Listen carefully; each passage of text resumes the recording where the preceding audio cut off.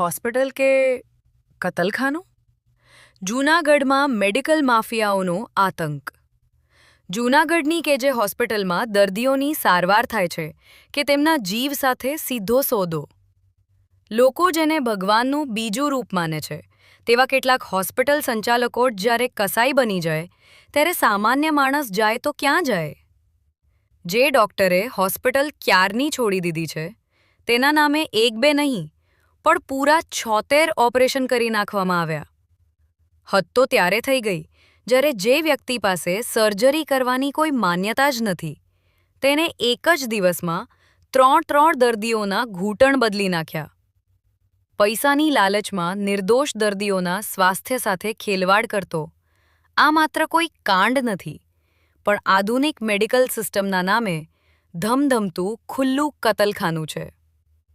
અહીં સૌથી મોટો સવાલ એ ઊભો થાય છે કે આરોગ્ય વિભાગ અત્યાર સુધી ક્યાં ઊંઘતું હતું? શું આવા બોગસ તબીબો અને લોકોના જીવ સાથે રમત રમતી હોસ્પિટલના સંચાલકો સામે કડકમાં કડક કાર્યવાહી થશે ખરી? કે પછી ભીનું સંકેલી લેવાશે?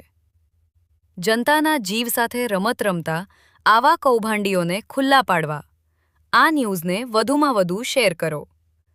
મહેન્દ્ર નાગરેચા, તસવીર આશિષ વસાવડા.